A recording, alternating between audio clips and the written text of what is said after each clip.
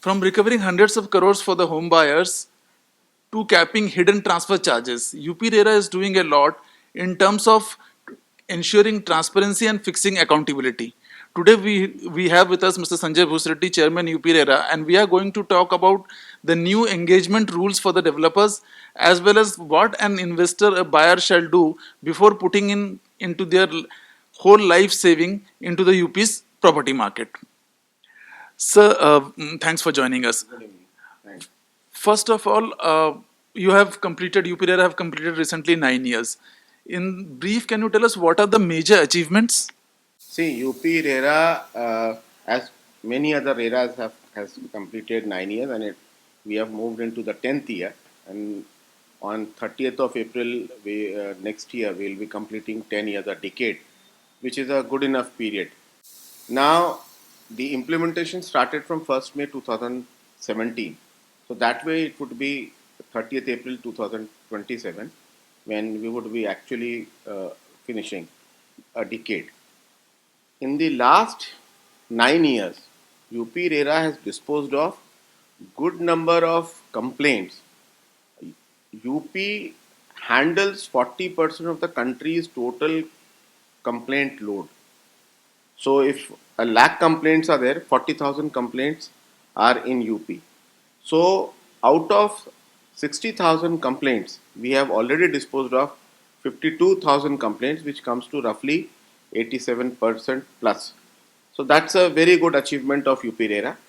We have been able to recover through recovery certificates and other modes more than 1,500 crores as delay interest or regarding refund with delay interest or delay interest when it comes to delayed possession handed over by the promoter.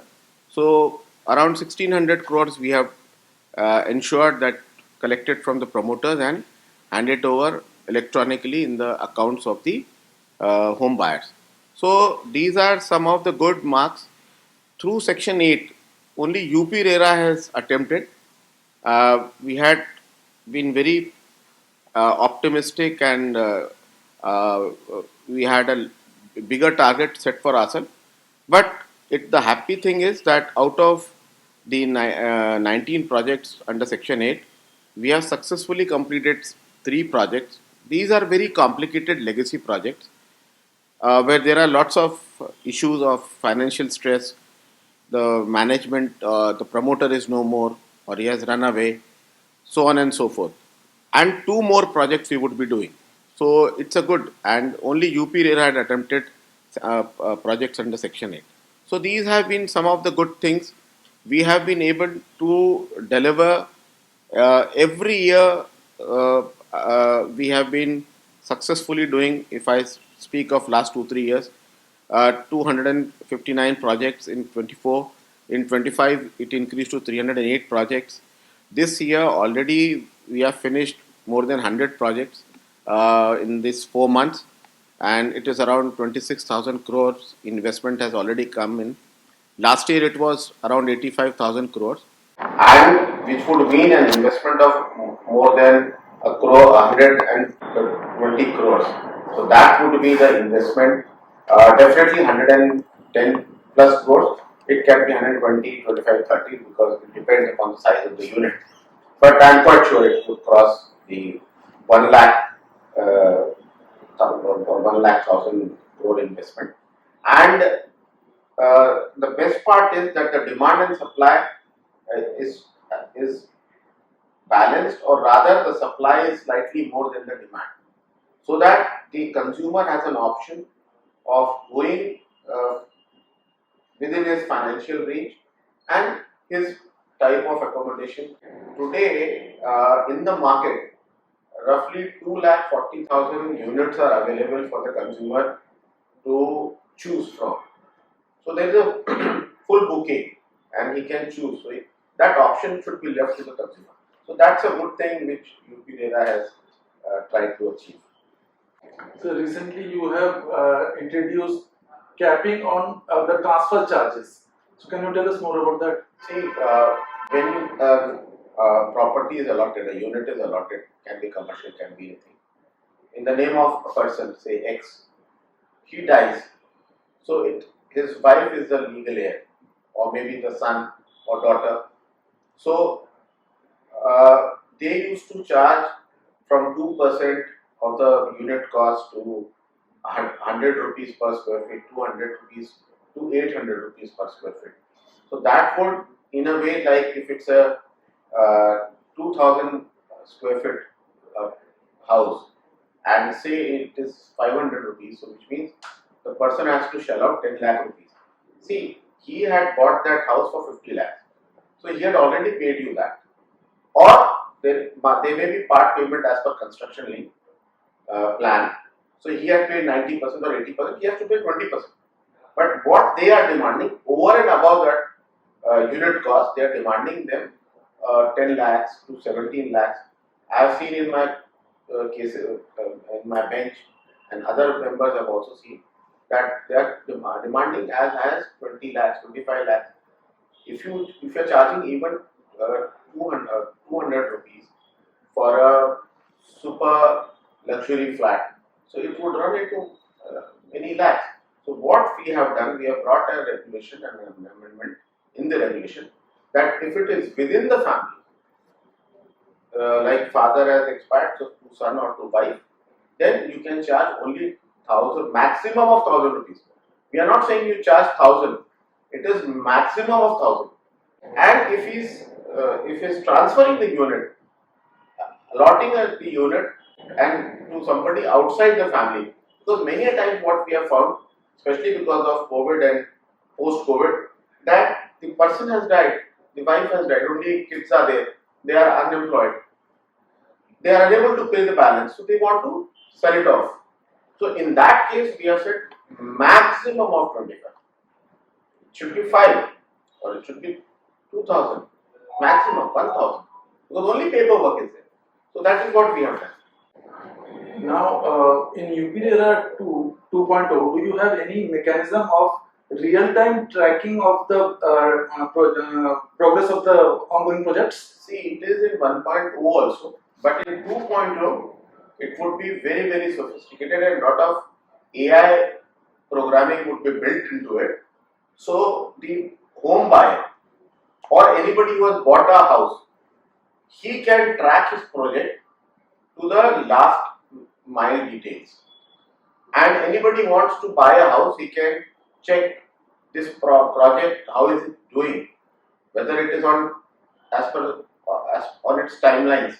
Is it following the schedule, construction schedule, timelines, or it is delayed? How is the promoter? How many complaints are there against the promoter? How many complaints are there with respect to this project of the promoter? So he will have all the data at his disposal so that he can take a conscious decision of investing. He can do the due diligence, because if data is there, anybody can do basic due diligence. So 2.0 will bring in all these, because then we will be using all these modern IT technologies.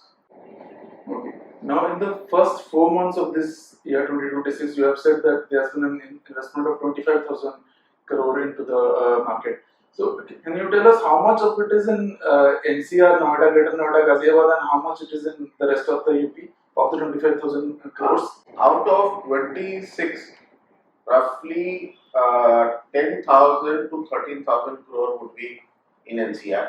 Remaining would be other districts of Uttar Pradesh. Because now projects are not restricted only to Gautam Buddha Nagar and Lucknow. Projects are now coming up in Saharanpur, in Muzaffarnagar, in Ayodhya, in Gorakhpur, at Prayagraj, Varanasi, Bareilly, Moradabad, so Hapur, Gonda. But those are small districts and small cities, but projects are now coming up in a big way. And I see projects now coming up in all the districts of UP, the district headquarters of Uttar Pradesh. Now, executions of recovery certificates RCs have been a challenge. Are you putting in some extra efforts in terms of coordinating with the district authorities Can you tell us more about that? See, we have a very good mechanism. Every 29th we send to all the district magistrate how many RCs we have sent this month, how much we have collected till last month, how much more RCs we have sent, and what is the amount, and what is the balance which you have to collect. And on 29th we send this to everyone, including the Board of Revenue, because they also monitor. And then on 15th or 16th of the month, we do meet. I personally chair the meeting, and we do meeting with all the district magistrates. Let me tell you, in UP, because of RERA and the district collectors, a good amount is being recovered. And in some cases, we are also getting directions from the Honorable High Court when somebody goes there. But our collectors are doing good because no other state has been able to even cross 300 crore mark. We have crossed 1500 crore mark. So that's a big achievement, and the credit goes to all our district collectors. Now, while hearing the cases or when disputes come to you, are you able to distinguish between the end users and the serial investors, and is there any impact on your entire process of hearing those?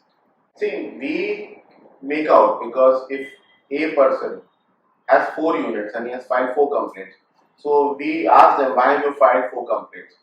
So sometimes he says one is for me, one my brother has bought, and maybe they have adult children married, so for them there. But it is very easily you can decipher that he is an investor or a genuine buyer. But the law is the same.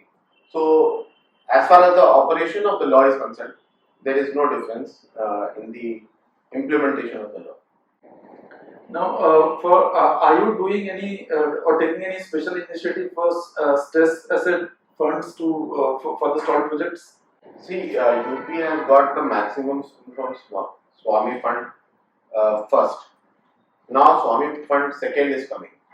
So a lot of projects have got benefited because of SWAMIH Fund and because of the Kant Committee report, because of which the Honorable Chief Minister had intervened, and through the cabinet it was some of the recommendations were approved,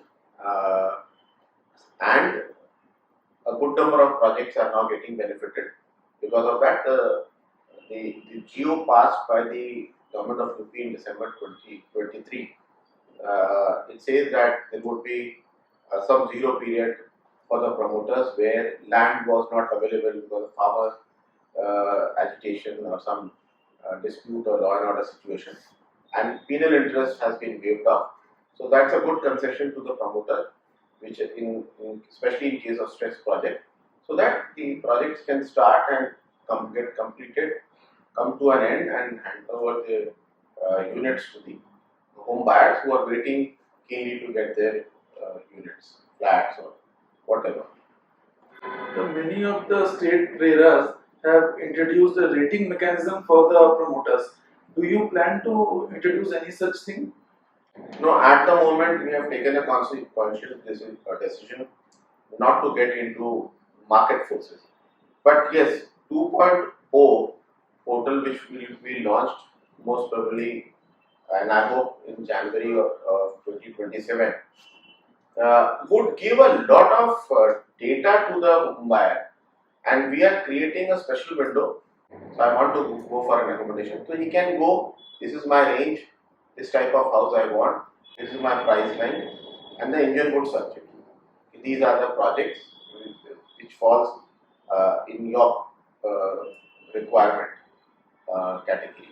So that search, like you have in some of the private search engines, so that all these things would come in 2.0.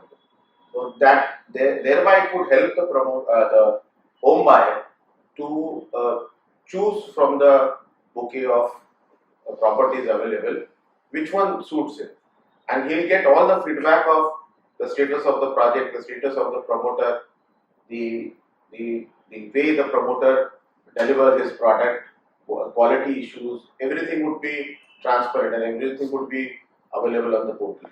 So the home buyer would be in a very good situation to take a call. But that due diligence he will have to do. according to his needs or her needs. And by when a home buyer can avail of these things? He can get data even now, but it is not so user friendly in the sense of 2.0, because there a lot of AI and other programming facilities would be there, which would be very easy to navigate. So it would be very easy for the home buyer to get that information. I think, as I've said, 1st of January or around that to launch it. So quarter one of 2026 is ended. We have 3 more quarters. At the end of 2026, where would UP RERA would like to see itself? What are the targets that you have set for yourself for 2026? See, one target we have set is, last year we had set to cross 300. Year before that we wanted to cross 250. So it was 259. 300 we could reach 308. It's at times it is difficult because these are mega projects, big projects, lot of investment. So it doesn't come like so easily. And then we have to do due scrutiny so that, and due diligence, so that before giving RERA registration, there is no mistakes or deficiencies or inadequacies in the project. If we give the RERA registration, we say RERA hai to bharosa hai. So even this caption of ours to hold true, we have to do a lot of due diligence, which perhaps the promoters may not be liking, of a very fine scrutiny and combing. But now they have understood that it's good, and fly-by-night operators have understood that their techniques will not work. But serious players are very happy. Long-term players are very happy. Promoters, they say, sir, this is excellent, because now the bad name which we were getting because of the fly-by-night operator is going. So we plan to cross 408. We plan, last year we had done 84,000 crore. We want to touch 1,20,000 crore minimum. That's one thing. From 34 cases per day, we have come to 9 to 9.5 cases per day of filing. So I wish by the time I demit the office, it should be 0. So, but not be very plausible. But from even we think 9.5 is also more. It should come now. So slowly, and these cases which are being filed even now are of the legacy projects. Projects which we have sanctioned post September 2023, very few complaints are there. And we are very strict on QPRs and on the critical documentation which the promoter has to do. So one is crossing 1 lakh crore investment. Second, today we have 2,40,000 houses available. We want to cross 3 lakh units available across the state, where the demand and supply does not get skewed and the prices don't skyrocket. Third, reducing the number of cases from even 9.5 to 5 per day filing, and I wish it goes to 0, but all wishes don't go that way. And quick disposal, and will try to resolve the reduce the period of dispute settlements. We want to reduce the total litigation from filing to end of execution to less than 12 months. So these are our aims by the end of 2026. Thank you very much for your time and all the best for your targets. Thank you very much.